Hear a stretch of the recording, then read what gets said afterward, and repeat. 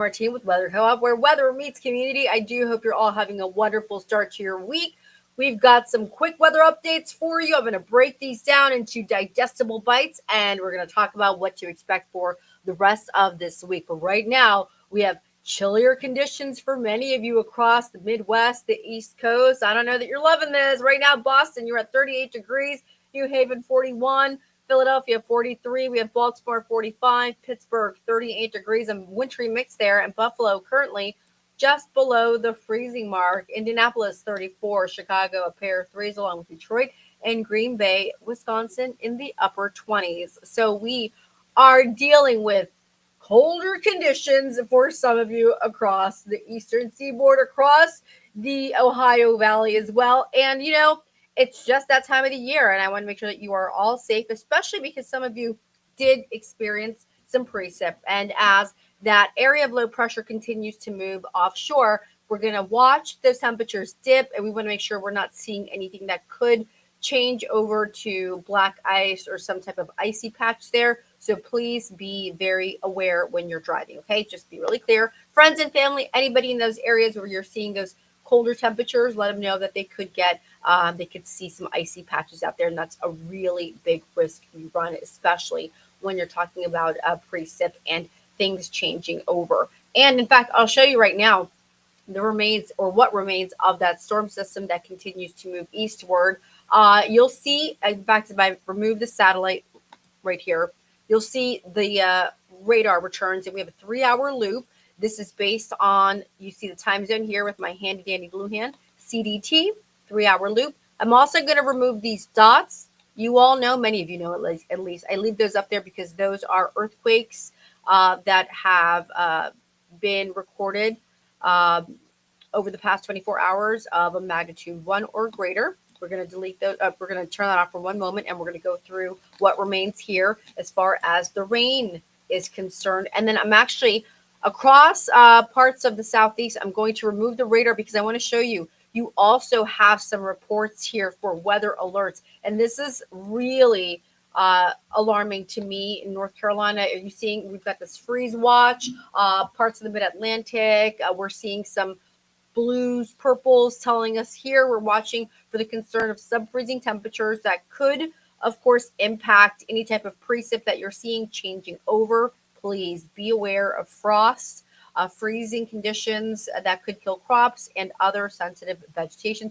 All in all, it's just something that I'm always just really, really clear about. We also have a new report here of a flood advisory that has been issued. It's in effect until 12:30 a.m. local time. So minor flooding has been reported in low-lying areas, poor drainage areas, water over roadways, ponding of waters in urban areas, of course, will be impacted. And this is for the city of Danville. So in Danville, Virginia, please be aware, we have a flood advisory that has been issued, is in effect.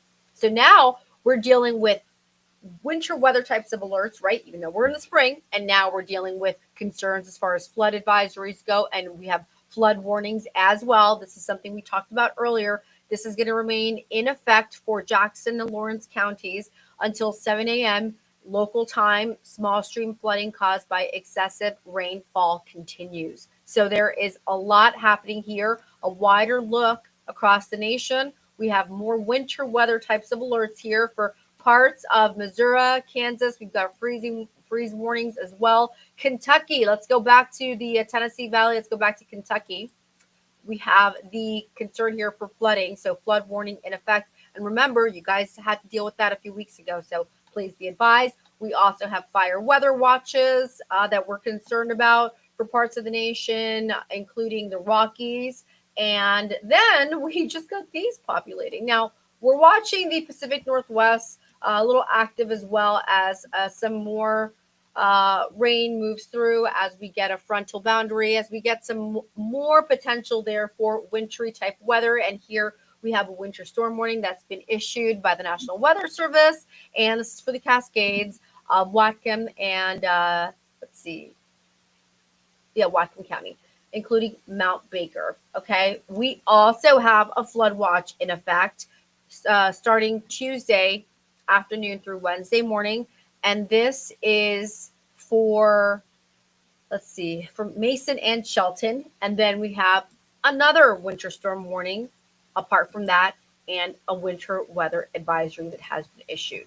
Okay, so that's a quick look at what's happening across the nation. In just about 5 minutes, we'll do more updates as well, but you'll see here that this concern with that rain moving offshore, that storm system moving offshore, of course, we have to be really alert as far as any type of wintering precip. Oh, I also want to mention you're getting some snow here. Can you see this? Let's zoom in. Before I cut us off here, I want to show you we're getting some snow as well. And we also have to deal with these wind advisories, all right, that have been issued by the National Weather Service. Okay, let's see here. So wind advisories in effect, that's going to be a problem as the frontal boundary moves through. I mean, that's just part of what's happening with this system as it's continuing to move eastward. There's that frontal system, it's just dragging along. It's got all that cold air behind it. It's just, gnawing along at the atmosphere, and that's what we're seeing here. And in fact, I can show you, because if I take our wind particles and I just go to the middle of the atmosphere, you see? There you go. So I like to just show you a little bit of a differentiator there as to what's happening, but that's your update for what's happening across our beautiful country. This is at 500 millibars, what the winds look like. Let me go back to the surface so nobody thinks this is winds are going too wild right now. Guys, be safe. I'm meteorologist Erica Martin with Weather Co-op, where weather meets community. I'm going to keep you guys updated with a few more alerts that we could be tracking for the middle of this upcoming week next on